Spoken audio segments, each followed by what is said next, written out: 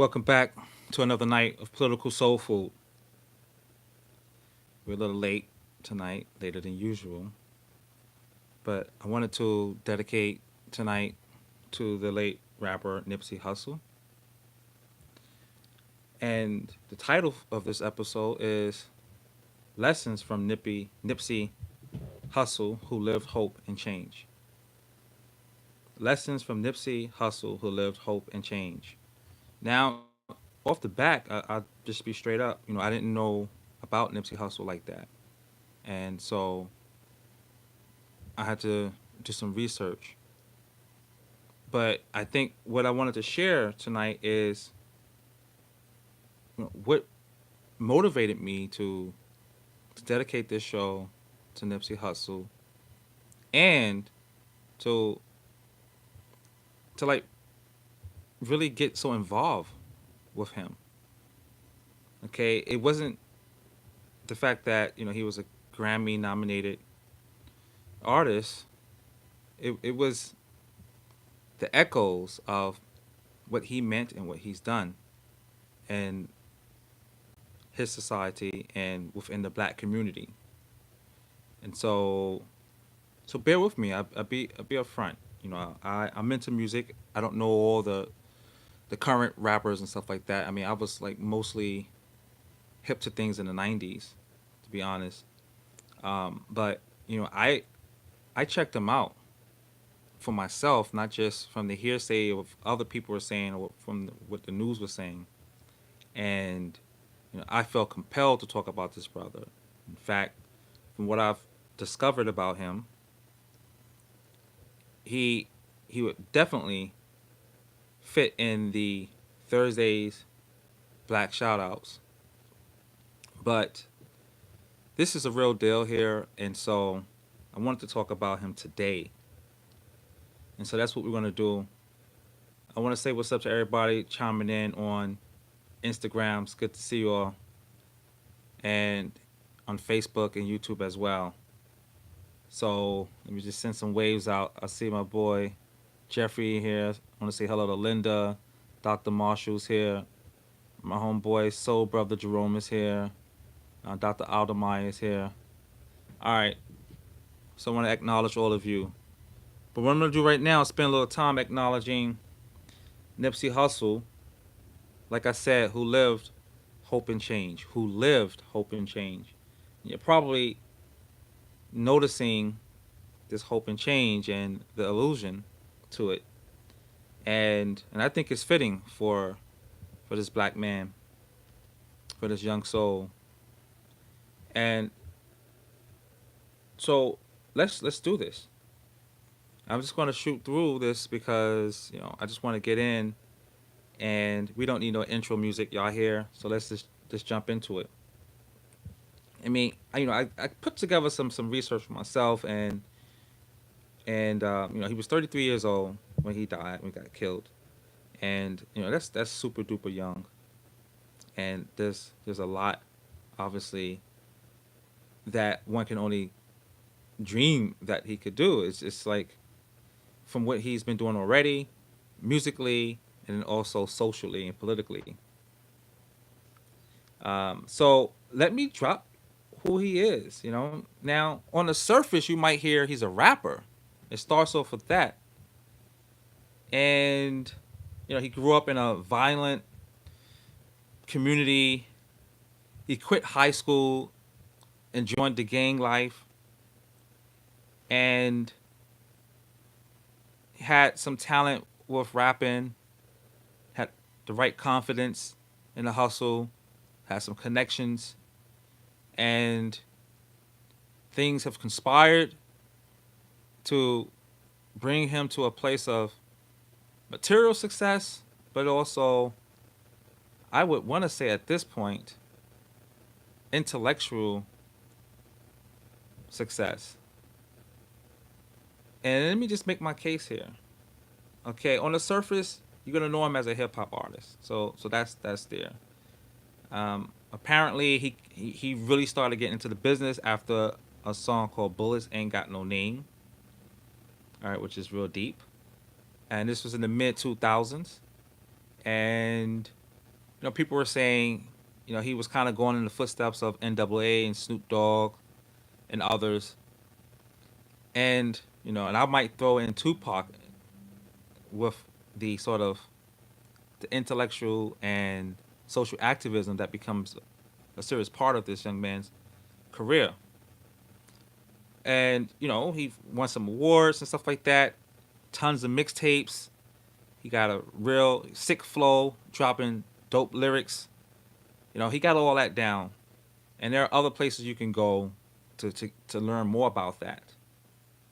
But what I want to do is turn over to his, what I want to call his intellectual activism, his social activism. And I consider myself an intellectual activist.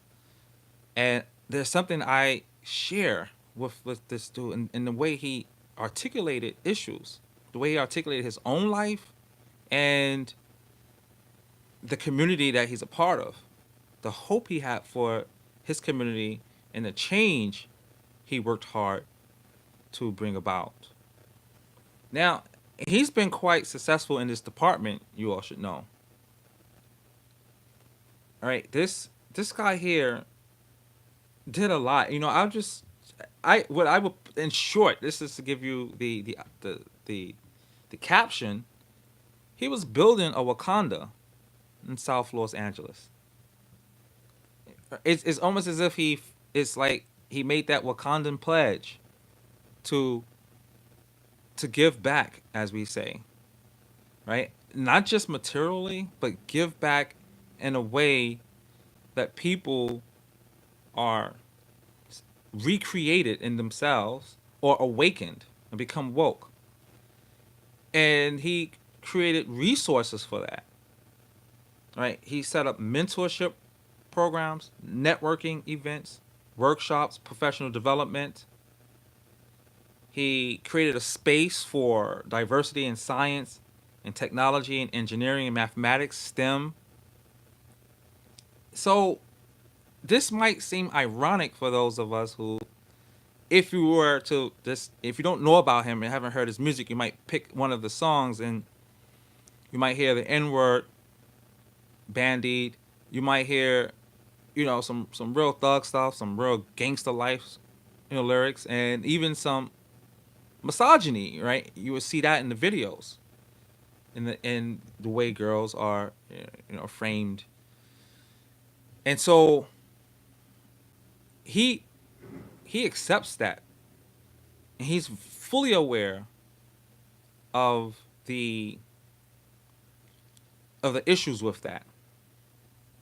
He accepts responsibility for that, but he also tells us that we all have a responsibility for this particular aspect of our culture.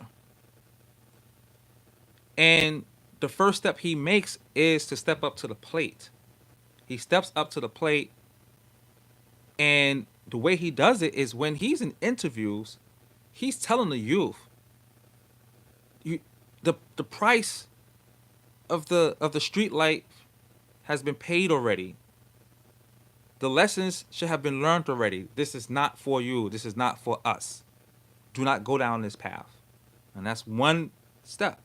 Second step is, here are recommendations, and I'm going to provide the opportunities for you to fulfill those recommendations.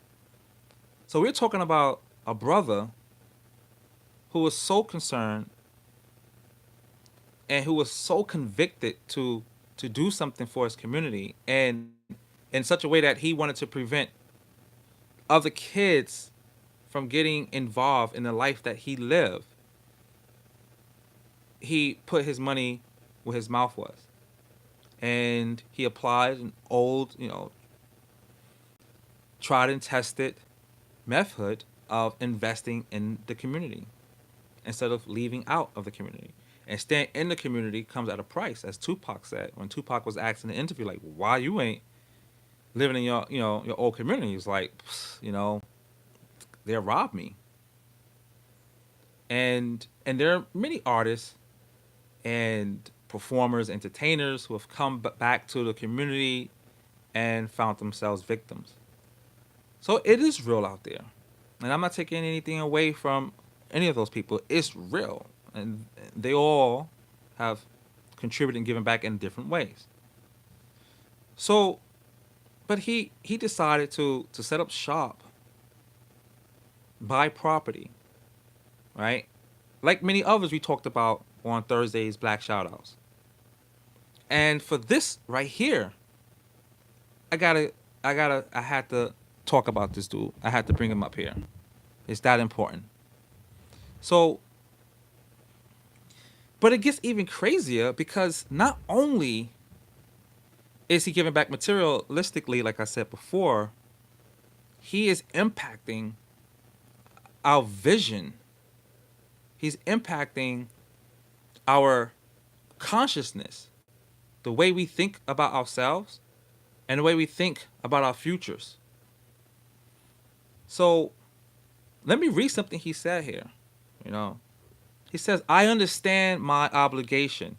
I got an obligation to my community first, my family first, to hoods like LA all around the country who live for the culture. That's part of the game, the way I see it. I have a duty to justify the seat that I'm sitting in. Nobody has any success on his own. He's basically reminding us of a mantra we can never forget, an adage that we all should take in, put it deeply in our hearts, and share it with others. Because of them, we can. He understands he's a part of a village. He understands that him getting where he got, other people had to endure hardships, make sacrifices, even succeed to make certain things possible. He understood that. Not just at an individual level, not just from his homeboy or particular friend, but from his community. And there's something about that there's a there's a strand of historical thinking in this. And so this brother is like, I consider him, that's why I consider him an intellectual activist. I consider him, a philosopher, a sociologist, a historian. The insight from this, right? Because obviously where he is and where all of us are didn't occur overnight. And it wasn't a street paved with gold, historically speaking. And this is so insightful. The reason why I call it lessons because I've been in interactions with different individuals about trying to justify the notion of giving back, and many of us presently now are reconsidering that. Like, what do I owe the black community? I mean, why should I don't see how any particular person right now or in the past has really influenced my situation right here.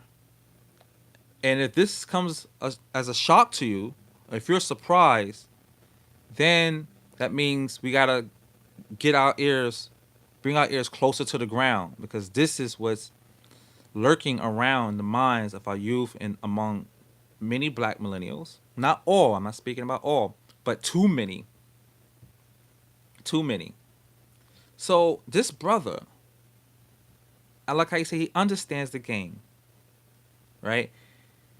He understands who he is and why he is. He understands the culture of the hood, and he embraces it as his culture.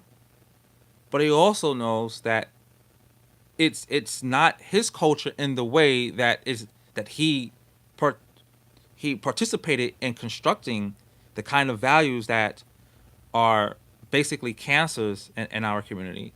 He understands that these things that he participates in and the images and the words that he has used to make his money and the things he did to be a part of a gang are not good. He embraced it, takes full responsibility, but he knows that, hey, that's wrong, and has admitted it without condemning himself, without condemning black culture or the hood culture itself. He understands his home, but he doesn't stop there because he see how it can be improved, and that's what's beautiful. I mean, the way he expresses this. I mean, there's some Martin Luther King in him. There's some Du Bois in him. There's a lot of James Baldwin in him. There's you got some X in him, of course. You have tons of people in him. There's some Toni Morrison in there. There's some Bell Hooks in there. There are countless figures in him, and all of those figures should be in us. And why do I say that? I started, I was just listening to what people were saying about him. I was like, all right, and I started listening to what he was saying and reading the things he said, and I was like, yo, this dude is deep. And not only is he like that deep, the reason why I brought up King is because King was able to, in many ways, articulate some very deep concepts and issues that sort of, can be easily be, and still is, the topic of, nuanced academic discussions among black sociologists and black, political theorists and black intellectuals across the whole range of scholarship. And he is so present, so cognizant of the complexity of the issue that when I hear him, talk about the culture, but and express love for it, but meanwhile understanding that the people who have fell prey to it, including himself, are actually entangled in sort of a deeper context. And at the same time, taking the initiative to tell the youth, I know you see me doing my thing, making money, but this is not the path. So brilliant. So brilliant. So he was truly a brilliant dude. And I wouldn't be surprised, and I'm tempted to like maybe take on this, write a paper, about the black ideological and intellectual and threads in his writing. In other words, hash out or put the spotlight on certain things he says that recur in different writings and express across different platforms within the black community for racial equality, black success, black identity, and all that stuff. Unbelievable. Check out what he says here. And this is important. Not only does he understand the importance of the material world in the way that, hey, people need resources, people need property, people need outlets, opportunities. He also understood the power of symbolism, how we see each other, how we see ourselves, having someone to look up to. Here's what he says. In our culture, there's a narrative that says, follow the athletes, follow the entertainers. And that's cool, but there should be something that says, follow Elon Musk, follow Zuckerberg. I think that with me being influential as an artist and young and coming from the inner city, it makes sense for me to be one of the people that's waving that flag. Waving the flag to see other kinds of opportunities for our community, other kinds of opportunities for our youth. In other words, he's trying to expand, or even better yet, he's trying to pass out what I like to call passports to the world of ideas. That there's a larger world, there are many more opportunities for the mind, for the life of the mind to explore, and for success in life. What do I mean? Well, it's not just entertainment. It's not just being an athlete. Again, he's not knocking it down, but in many ways, it's like a jammed funnel.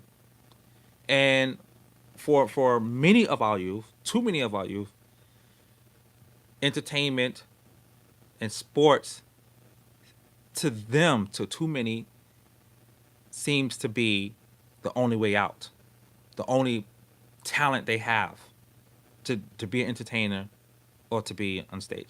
Now, again, if somebody wants to do that and that's something that they chose or, truly have, an inspiration for, then fine. That's all good. But there are many who don't know anything else or don't have the confidence to try anything else. And that's where the problem is. And he wants to wave the flag to those different doors, to those different directions. Let them know, like, hey, over here, opportunities. In fact, you got talents for all sorts of things. All right. And which is one of the reasons why he's been pushing STEM. So, he now and here's the pragmatic side of him that I like. The pragmatic side is he says, I just want to give back in an effective way. So he knows it's not just saying, hey, I want to do this and just throwing money here and throwing money there or just saying words. He's actually trying.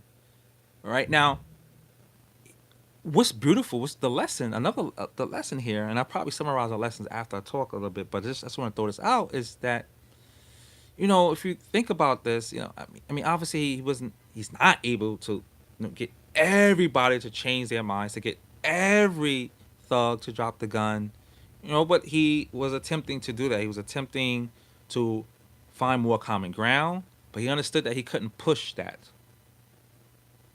I mean, it was just, he kind of reminds me of Obama, in that world, in that sort of hip hop gang culture world. We understood that getting people together will take time. It's going to be a give and take compromise, which he mentioned. And, you can't force it on people like that, but you can definitely create incentives and make sure your door is open while keeping it real. And he was on that route. I mean, he was, from what I hear, had a meeting scheduled with the police chief, if I'm correct, in Los Angeles, to talk about how to dissolve the beef among gangs. And that's amazing. So I think I can stop here. I got a couple of things I want to play. One of his songs, Victory Lap, and also there was like a sort of a news thing on him, report on him. So I'll play that, and then I'll come around and then talk about what I think are some lessons. If you haven't kind of got some of that already. So let me pull up this one piece on him. Let me see if I can pull it up. And you take a listen to it. And obviously there's tons of stuff on YouTube, Facebook, and you can follow up on that, but I definitely wanted to do my bit. So here's something. And at both, Dan, Nipsey Hussle's fans, family, and closest friends all agree he's one of the realest MCs out there of his time. Now, this title isn't just because of his rhymes talking about the life in South LA, but because he's creating change in South LA. All my life, I've been grinding all my life, look. All my life, been grinding all my life. Sacrifice, hustle, pay the price. 7 mixtapes, a chart-topping studio album, and a lot of Nipsey Hussle's lifelong grind is paying off, and now the 33-year-old rapper is paying it forward in Crenshaw. My career started right here. This community put me on. Yes, sir. Nipsey started in this parking lot on the corner of Slauson and Crenshaw. He used to sell his unsigned mixtapes out of the trunk of his car. Now, you actually own half of this lot. Yeah, me and my family, Black Sam, Adam, my pops, the whole team.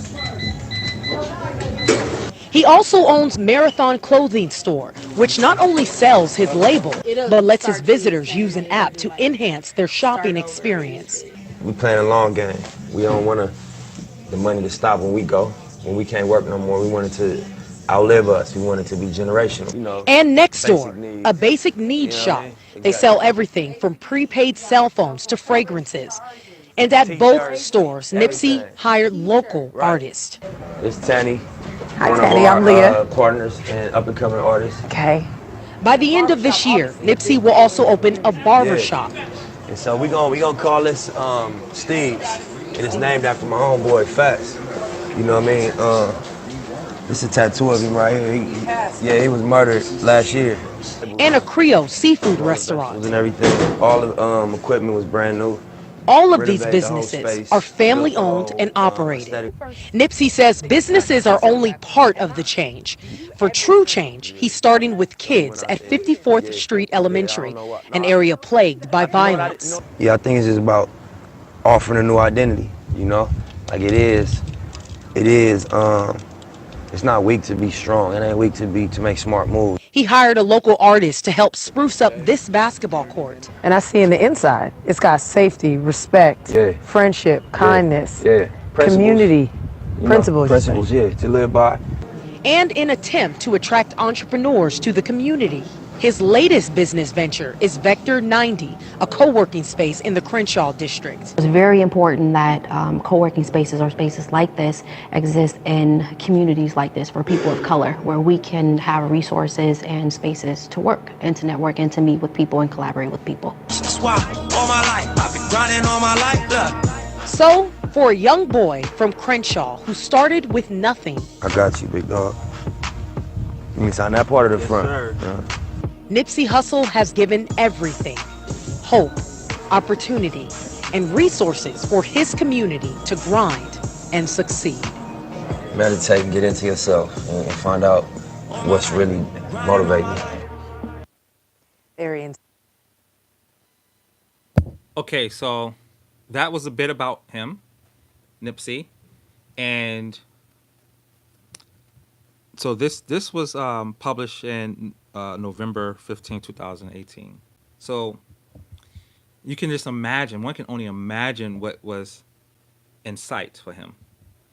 Now, I would mention a little bit that a lot of people are speculating about the cause of his murder, and a lot of people feel that he was killed by system or Illuminati, and for a documentary that he was working on, which was a documentary on a trial of Dr. Sebi, who was a naturalist, healer, who had claimed to have healed people with AIDS, diabetes, sickle cell, and he had died suspiciously or suddenly, and he had did a video earlier when he announced that he was going to do this documentary on Dr. Sebi, and he said, if something happens to me, if I fall off a roof or something, y'all gotta make some noise for me and stuff like that. And so when he gets shot, he gets killed, people are connecting this death with some of the speculations that there is a system or a group of people who are trying to suppress certain information of black people. And so I'm not trying to get into that here. I mean, there are a lot of people who are getting into that, and I can't take sides on any of that.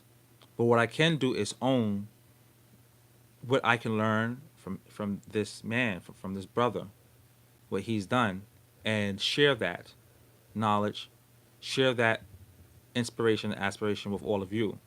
That's what I can do for sure. And so let me just walk through some things that really hit me, and I think that are lessons for the community as well. One is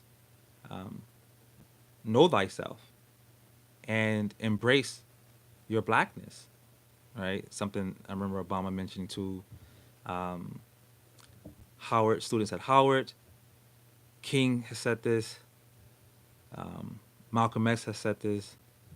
Zora Neale Hurston reminds us of this Sojourner Truth, right? This is the wisdom that we are hearing over and over and over by whom I might call, our prophets of the time. And he definitely wanted us to start off there. That if we're going to do anything in life, we got to start off with knowing ourselves. And the beauty of that, and I totally agree, because the beauty of that and the power of that is as we begin to think about who we are, we realize that there are certain artificial identities or identities that have been constructed for us, or narratives about who we are that have been made and that are false. And so when we explore, ourselves, that leads us down an amazing path into a portal of reality, an existential, road, yellow brick road. And you can see this in his life, and if you look at the certain biographies, you can see it in Du Bois's biography, you can see it in X's biography, and you definitely can see it in Obama's biography and many others. So there's this great conversation. I mean, every time I cannot go far in talking about this young man without connecting it to our heritage. That's what's so amazing, right? His words, his collection of words, and his ideas should definitely be a part of an anthology.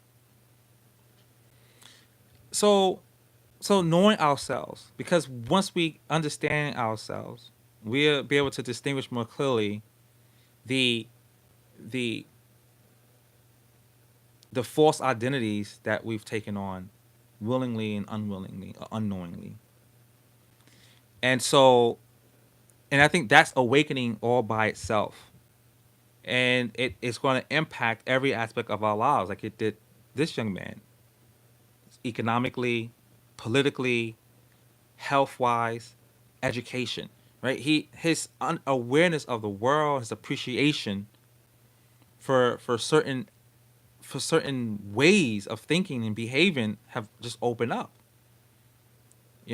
Living, understanding the issue of principles, understanding the need for education, starting with the kids, right? And so it's almost like, knowing thyself is like a multivitamin for growth, for spiritual and intellectual growth, out of which prosperity of different sorts occur, even if it's simply the prosperity of wisdom, which then can be shared with others, right? And that kind of investment, having people to invest that back into the community, invest wisdom and encourage back into the community, is huge. It's priceless, and sometimes even more powerful than money, because once you get somebody's fire burning within the heart, no telling, no telling what they would do with that energy. So, yeah, he was on a search to know himself, and that's what's been happening. And knowing himself, as someone who grew up in South LA, realizing that the circumstances he was in did not ultimately define him. If anything, it's a chapter. If anything, it's maybe one article, written in the Constitution of his life story. But there was more. He was growing. He was constantly growing. And that leads us to another lesson. So once we get this sort of, idea that we need to try to know ourselves, that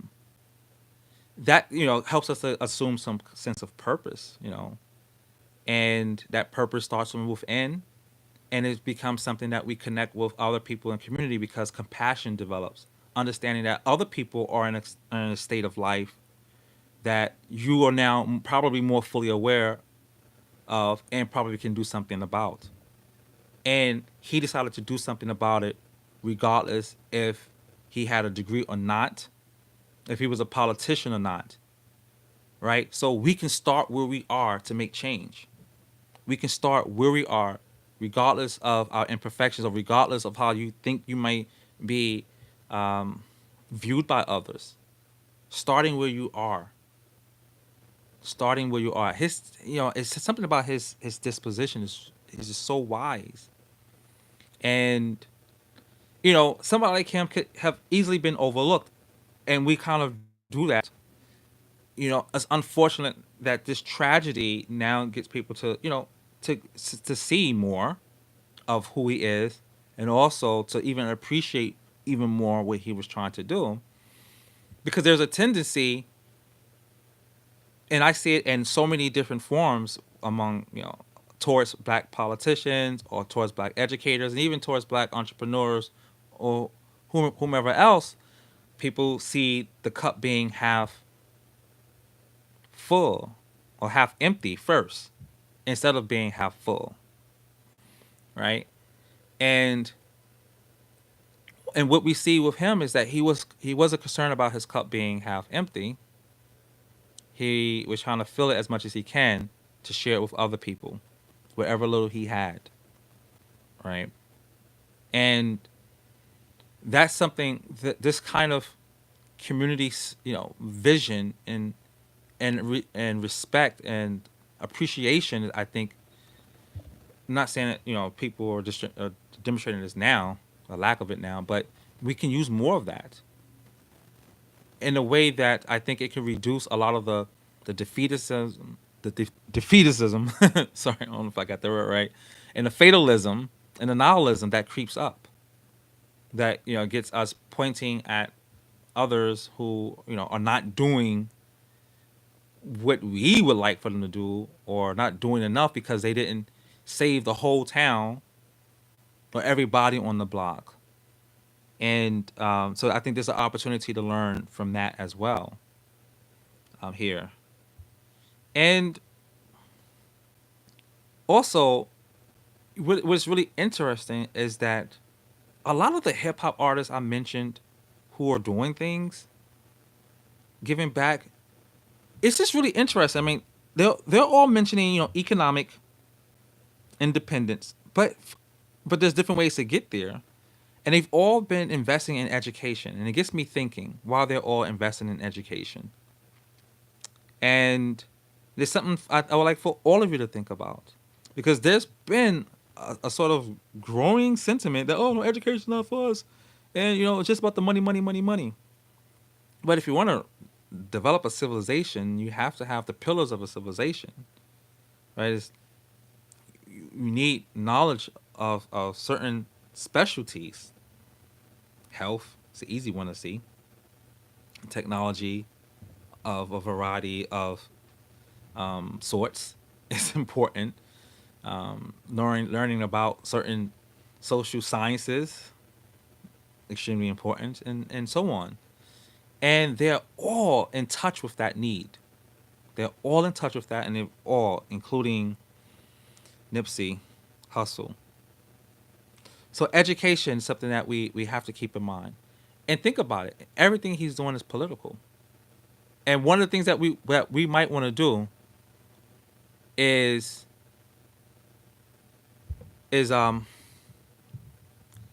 aid and abet people who are doing this kind of groundwork with politics. So that way the burden is not only on a politician, and the burden is not only on an entrepreneur. And that's when we, the people of our communities, can help connect the dots, right?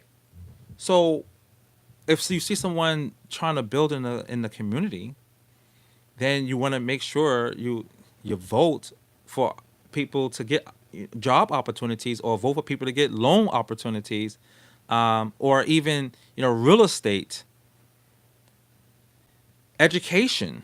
You want to push for the kinds of initiatives that somebody is trying to expand politically. So somebody's trying to do something economically, you can help provide that support politically, and vice versa. And one of the things that Obama wrote a brilliant essay in 1988 called "Why Organize," and he had this 3-tier strategy which starts within the community. We have community work, and we also have, the economic sort of, self alliance. We ally with ourselves, and you also need to get politics. You have to make sure you have a political infrastructure, or you're tapped into mainstream politics, so that way you can funnel some resources. Not going to get everything. Some people think it's like an all or nothing game, but it's not that. You get what you can get, and you build. Gotta hustle, right? The hustle never stops. I think I want to stop right there. With some of these things here, and I was supposed to talk to one of my homeboys, so I figure I'll kind of go in a little longer here and chill. If y'all got time, y'all can chill, and continue in. I see some comments here, a couple of comments here. Let's see here, sir. Do you think Democrats lead us the wrong way? Oh wow, what a question. Um, Noor, if you're still here, listen. Shoot me a private message. I can do a show on that. I, my short answer right now, just to indulge a little bit, is no.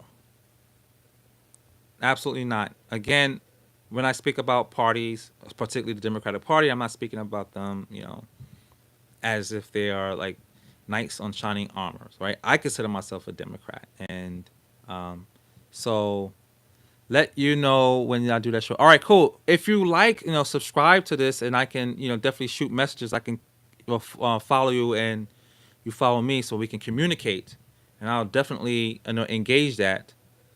So let me see here. I think we have some messages. Some messages here. He sold the rock, so he got the Glock. So we have some people here who are not speaking well of Nipsey, and it was not surprising, because for many, I guess, the world is just simply white and black in terms of a person's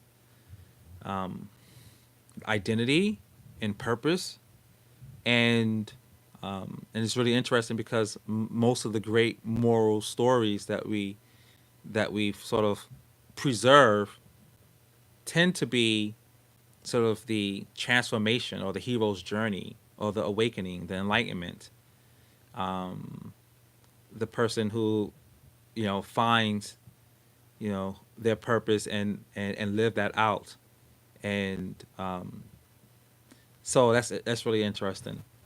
But I think so. Maybe I can say this, about Nipsey Hussle, is that he, he was, as they say in the Bible, he was born again, and again he embraced and he holds himself responsible for the life he lived and the kind of culture he was a part of.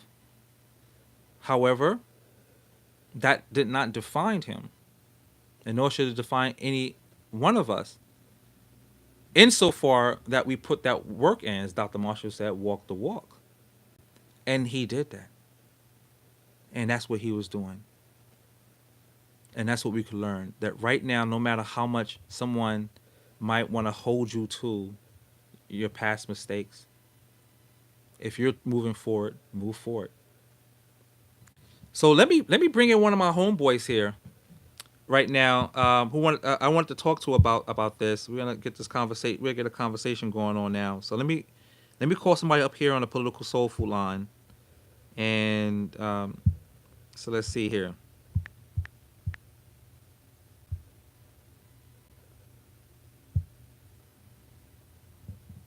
Y'all should be able to hear this call. That's good. Y'all can hear.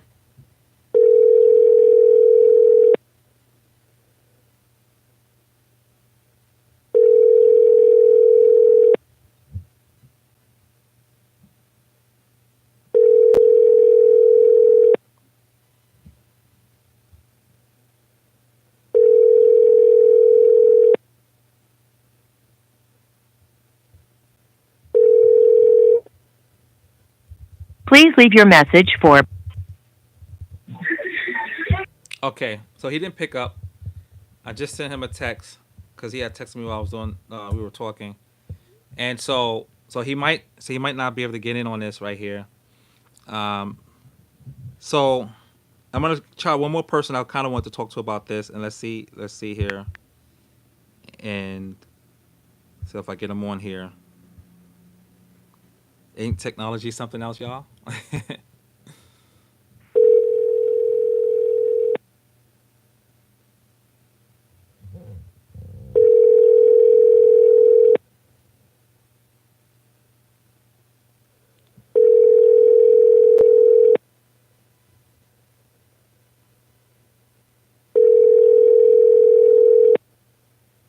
Okay, so we're probably not going to get him either. So the other guy, I don't know where he went. He hit me up for me to call him. So anyway, listen, do you be you? That's I want you to take away. Do you and be you, and do your best to give back to the community.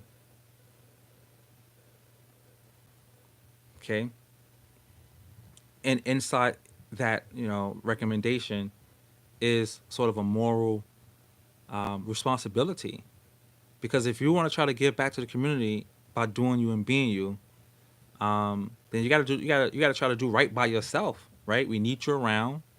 You need to work hard and overcome your obstacles, but realize that you have a community that will support you and that needs your support as well. Um, to remember our youth, to remember every constituent in our community. It's like an ultimate, like, get involved.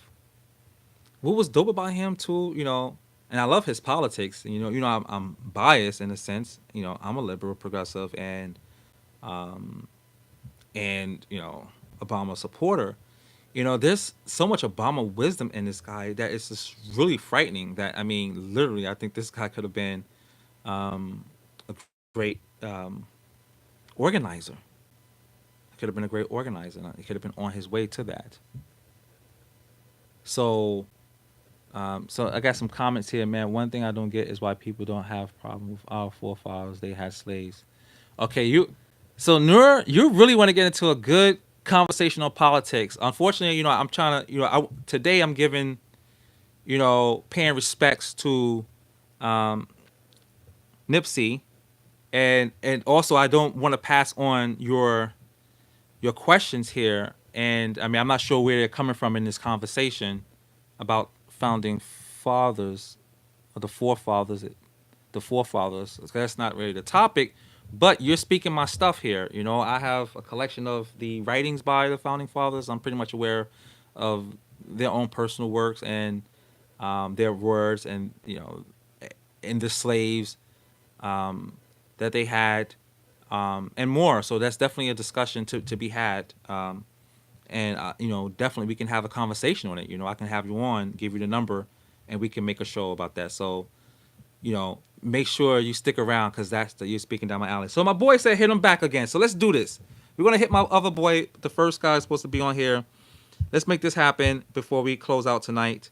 I'm having some fun tonight. Why not? I'm having some fun because I am. Although this is a sad moment, this is an insightful one.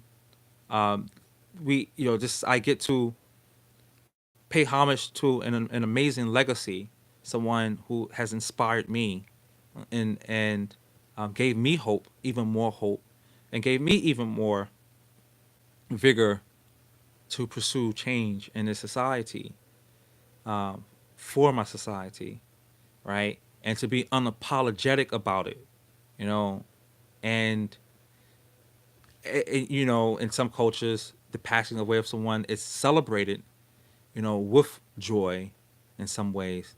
Um, and, and while this is a regretful circumstance, there is a lot of meaning here that that we can grow from. And I don't want us to waste any drop of that soul food.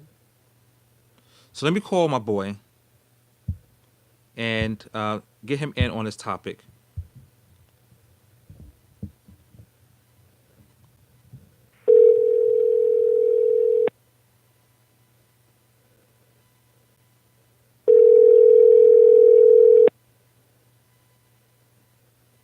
Hey, what's up, bro? What's going on? I'm chilling. Can you hear me okay? Yeah, I get you. All right. Now it's a little bit. All right, it's a little better now. I can tell Right. you must. All right. It's I don't know whatever you just did, but it works out well because the Uh huh. background was on and popping. Okay. Okay. Yeah. So man, I'm doing this show. We're live right now, Okay. and so basically, the show is a dedication to Nipsey Hussle. Yeah. Rest in peace, Nipsey. Rest in peace. Definitely. Definitely. Right. Definitely. And not only that, it's the rest in peace, but also I wanted to reflect on his life, right? And so it was more of like a lessons we can learn, right, Right. from his life, and the way that he was committed to evolving himself, right? Right. Never forgetting where he came from, but Right. also understanding that there's potential for himself and potential for his community, and taking on that journey, walking that journey to to give back, to grow and give back. And so that's kind of what I was talking about so far. But I definitely want to get in with you to talk about what your perspective of the issue is. How do you see this situation? How do you respond to his death? What does that mean to you? I'm. I'm. I'm lost in words for the tragedy because it's another brother lost. You know what I'm saying, for whatever reason. You know what I mean? Just tragic. Um, for what he was trying to do. It's a lot of lessons to be learned on what you're trying to do, and he had good and great intentions. For his community and for So I was having this conversation with my dude a little earlier, and I was just saying, like, sometimes when you have great intentions, is just meant to do them. You know what I mean? Like, I don't think like more so telling the folks what you're trying to do, intending to do, just do it. Because it's he knew he had a lot of haters. You know what I mean? Just the energy that he was bringing. Right. So when you letting people, alerting people on what I'm trying to do, what you're going to do, it's like, nah, we're gonna make sure you don't do that because you're giving a forewarning of what you're trying to do, what you're trying to accomplish. Just do it. You know what I mean? Like a Nike ad. You know what I mean? Just do it. Mm-hmm. But for his intentions, great intentions on, being community based, then it's sad because it happens in your own community. You know what I mean? That type of energy, and it makes it to the point like it's when you reach a certain success level, time to get out. You know what I mean? Yeah, and that's what Tupac has said something like that too about why he didn't live in his hood. I mean, if you from there, you kind of know that. You know what I mean? And for him to take a chance in doing that, it's not like you're like a street celebrity. Like a street celebrity maybe could do that. You take your chances even then. Because you have people who can't like reach that type of level that you're on. So especially now you established legit. You know what I mean? You have to take your business elsewhere, and that's just facts on how this thing go. So like you have to. So I'm go ahead. Uh-huh. I'm gonna let you finish your thought. My bad. Yeah, it's just how it goes. Like all that, you know what I mean? I'm keeping it real. I'm in the hood. You know what I mean? I'm keeping it. It just don't go like that. It's natural energy that you just can't go against. You know what I mean? As you evolve and you grow, you have to take your show and make it evolve and grow. You can't like really it's ways you could come back into it. You know what I mean? Like, but it's no stay here and make it happen. It just doesn't happen. You know what I mean? Like, you tell me any famous person where they come from and they still dead smack in their hood. It just really realistically doesn't happen. You know what I mean? It's almost like you're going against the grain of how this thing go. You know? I mean, well, you said famous. I mean, so I guess because there's different like kinds of success. I knew a successful economist who was like really like working with like banks and Wall Street and all that kind of stuff. Successful, but not known. But not known. So you said famous. So yeah. So fame. Right. Yeah, fame Fame. brings about a Yeah. different kind, of Different. attention. Yeah. Very I different. feel you. So now, so it seems to me that you're taking that route. So there's a debate about what caused, who was behind killing him. Now, some are saying, well, the word is that it seems like it seems to be gang related, but on the other side, you have many who are saying that this was a hit on him by perhaps pharmaceutical companies or the Illuminati or the government because he was working on a documentary on this guy called Dr. Sebi who had claimed to have cured AIDS and was taken to court and won the court case, right? Because he was Right. charged for being, for like claiming he was a doctor and healing people when he really wasn't. So he's like a Right. naturalist, healer. He used herbs and all that kind of stuff. So many are arguing from the point that it's not a gang related scenario. This is a hit. So I mean, I think you're making a general point about the state of the dynamics between becoming famous, living in the hood, Right. and what the aftermath of that could be. Right. So yeah, I mean, we don't have to really get into like who you think caused it. I mean, it killed them. I mean, it sounds to me that you do think that he was killed by the hood. I mean, No, that's why before I said about the even spoke about staying or leaving the hood. I'm just saying like when you're going to do something, just do it. And I'm saying like I'm well aware that he was going to do the documentary, right, but he had that on blast on what he intended to do. You know what I mean? right. Like you could do it, be executive producer, and quiet. You know what I mean? Oh, so you felt like all right. So speaking to that, I get what you're saying. All right. Right, make your move. You know what I'm saying? But nobody really knows you by until it's done and out. You know what I mean? Oh, he's behind that. Oh, I didn't even know he did that. Right. Yeah, you know what I mean? Right. So when you I do, feel you. and it's a power move. It's a power move, and the level of intelligence Dr. CB had, and what kind of level, and how the government looked at him. So when you affiliate yourself with that type of stuff, you're talking about a whole different program now. You know what I'm saying? Right. And you have to watch people that's on that same level on how they move. Now people say, "Oh, he don't donate, he don't do this, he don't do that." It's just that they don't exactly like put their name and stamp on it. Yeah. But they donate. They do for the cause. People do this and that for different organizations, but they just not out in front of it saying, "I did this." Right.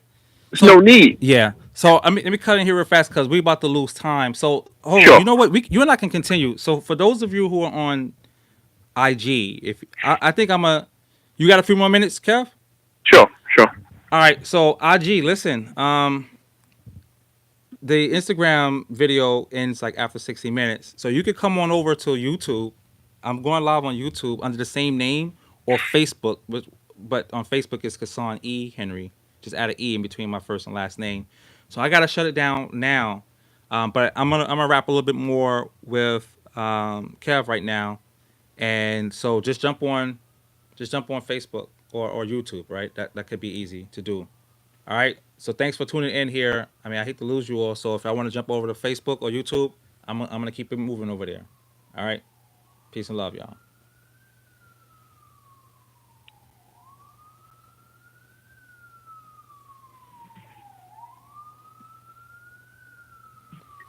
All right. So yeah. So what you're saying basically is so in the event that the cause is the system, in the future, Right, like certain things that can have that kind of impact or get people right, to look your way, keep that on the low and make it happen. right. Just Right. make it happen. Just make And it and, happen. and that's if he got killed for that reason. I mean, Right, because people, right.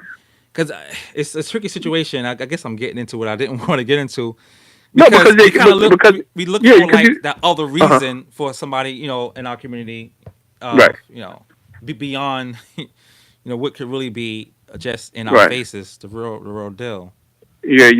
Absolutely, You know what I mean? But absolutely. he was a real mover and shaker though. I was talking about, I read a list of things that he was doing in his community, man. He had property in there, he had businesses, he created like community centers. Um, he created a place for people to learn, technology, economic independence. Um, I mean, this dude was giving back in so many ways, and he basically was implementing a buy the block campaign, man. In fact, this guy made so many moves, man. I was like, he was building a mini Wakanda up in South Los Angeles. Right, right, right. This dude had property, had businesses up and running. That was the real deal. So I definitely give him, and that's why I want to talk about him. I want to give him that props, and also to get us to think about, to remind each other that we can do what we can where we are, but also, we want to hustle to be able to do as much as we can for our community and for ourselves. And he lived that life, and trying to, realize that, hey, I was going down this path, and it's not the best path that people should go through.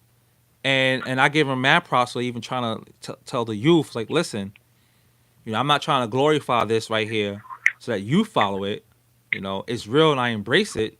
That thug life, that's what he grew up in. But he wanted them to hustle to reach a potential that don't come with the kind of risk that he had to deal with. Hmm. And I felt like that was a remarkable story and a remarkable example. Hmm. But so yeah, man. Listen, man. And I appreciate you taking some time, man, to converse with me on this thing right here. Because I hit you up the first time, it was like crickets. I was like, "Dag, man, he got me out here hanging by myself in the middle of the night. Where No, my no, boy no, no, at?" no, no, no. No, absolutely the case. You know what I mean? Like, I definitely like.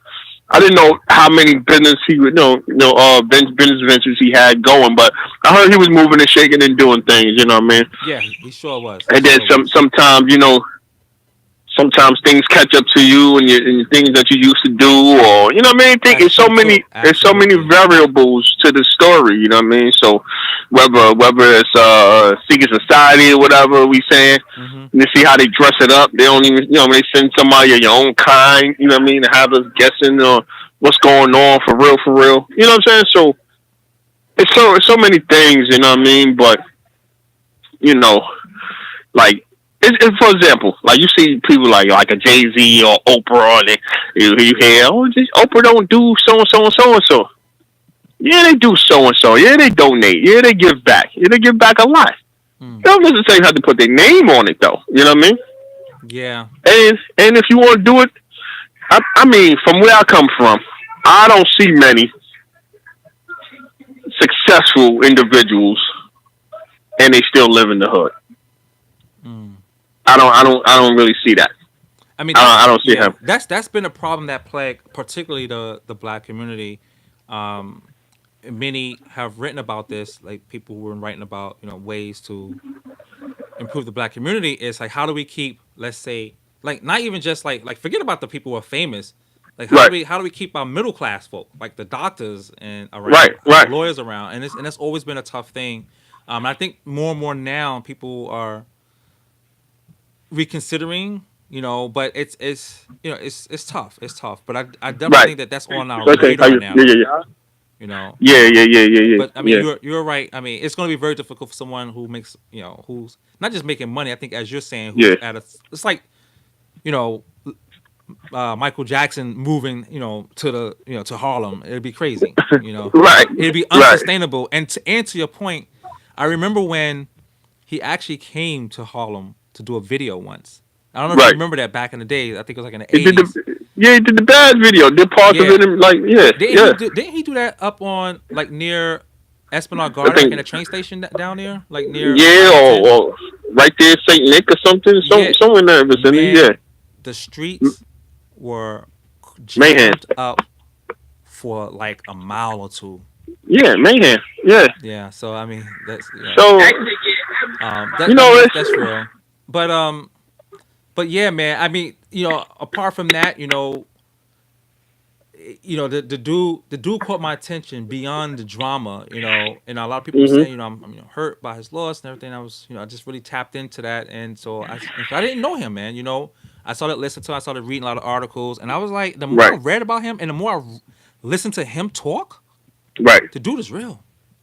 No, no, no. Very, very The real. dude, the Very dude, real. the dude is, I mean, surprisingly real. I mean, you can see the video, but then when you hear him talk straight up, it's like he had a very clear picture about the flaws of this society, you know, from a racial standpoint, from a political standpoint, from an economic standpoint. Right. And you know, I definitely had to shout that brilliant mind out, man.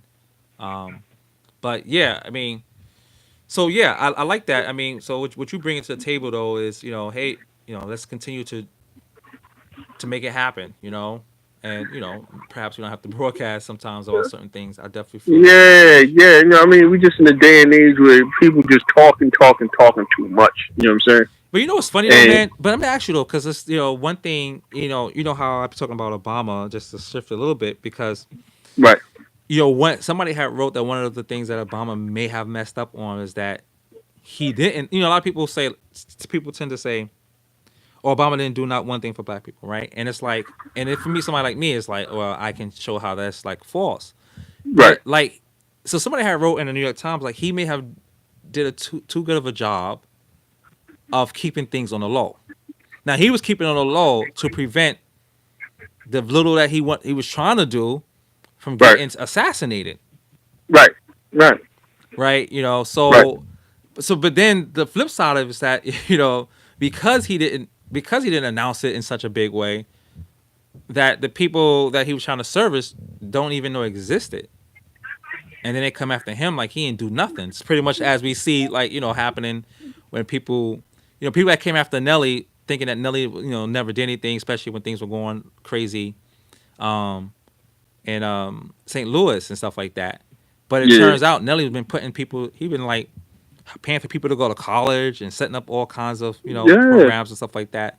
I You mean, know, you know, it's damn if you do, damn if you don't. But we have to learn, you know what I mean, how this thing go. Martin, Malcolm, you know what I mean.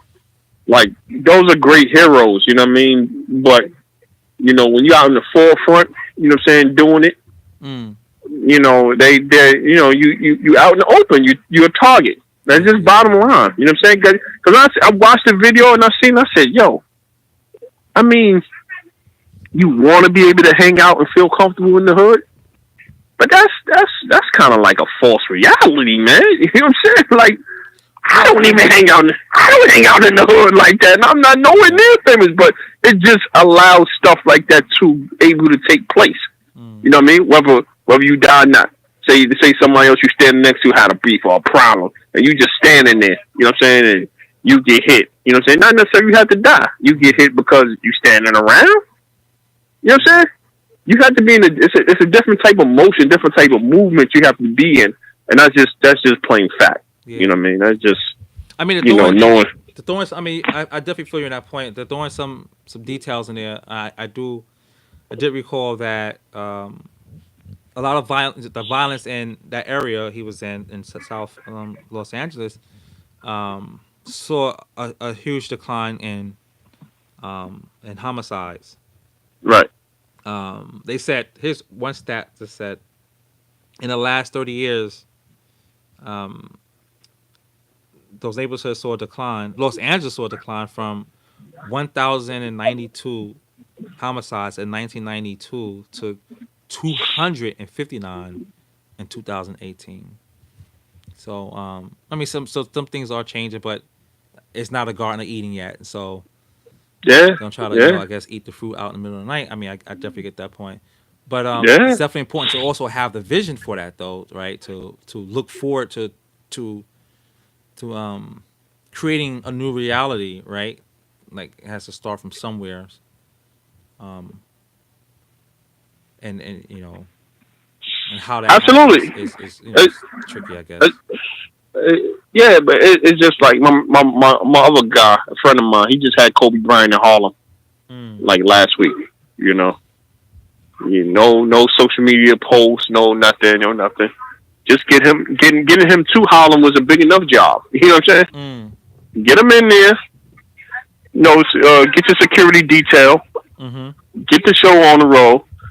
I was supposed to be part of the program. By the time I called him, it was a day later, 2 days later. Hey, how did Kobe Bryant thing go? Oh man, like several different things went on since Kobe Bryant. I ain't even on that no more. You know what I mean? Like it was successful and keeping it pushing. You know what I'm saying? Like who gets Kobe Bryant in Harlem? Right. It's really not done. You know what I'm saying? But it happened. It can be happened, but you just got to move. You got to just move on it, and that's that. It's no big announcements. It's no, it's So just. you're saying you feel that you I hate feel social that, media. I hate this. I hate social media and all the pump. Yeah, I hate that. no doubt. So I can't. So you feel that ultimately, like Nipsey Hussle, should have kept things more quiet, and not be in a line of sight as much. Absolutely. Mm. All right. Absolutely. Absolute power hides in plain sight. Mm. You know what I mean? All right. Well, listen, man. I'm gonna end this, man. I went overboard with the show, and you definitely brought some wood to this fire, bro. So I definitely want to appreciate you taking your time out, man. And I'm gonna be hitting you up again, Right. throughout the weeks. When we get on some topics that I definitely want you to chime in on. Right. So the Right. number you see that's the political soul food number. You know what it is. You the political soul food team. So, yeah, bro. So I'm gonna holler at you. Thanks for tuning in. All right. Cool. All right, now. Peace. All right. So, folk, that's it for tonight. What I'm gonna do is I'm gonna go out on one of Nipsey's tracks here, play it for a few minutes. It might not be good for kids to hear at this point, but I'm gonna play a little bit and then fade it out, and I'll see y'all tomorrow. Tomorrow is Tuesday's Toxic Trump Report. So get ready.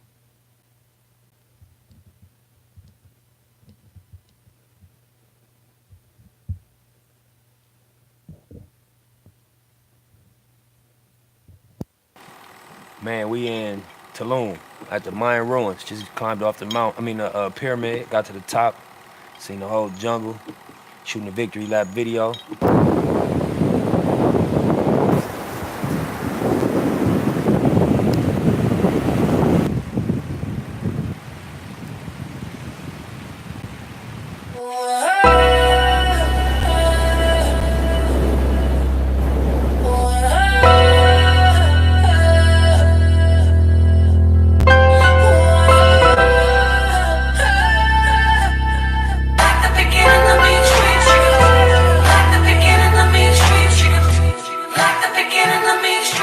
I'm prolific, so gifted.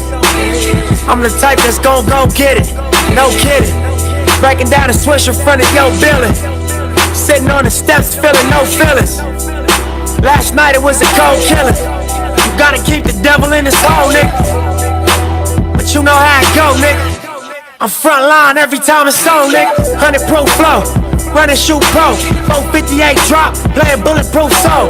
Every few shows I just buy some new gold. Circle got smaller, everybody can't go. Downtown Diamond District, jewelers like yo. Hustle, holla at me, I got Cubans on the low. Flew to Cancun, smoking Cubans on the boat. Then docked that Tulum just to smoke. Look, listening to music at the Mayan ruins. True devotion on the bluest ocean. Cruise, my cultural influence, even revolution. I'm integrated vertically, y'all niggas blew it. They tell me hustle, dumb it down, you might confuse me. This ain't that weirdo rap, you motherfuckers choose. Tonight, see y'all tomorrow. This is Victory Lap. I'm a urban legend. South Central in a certain section. Can't express our curb tactics. Guesses, evidence of a divine presence. Blessings, held me down at times I seem reckless. F, got an L but got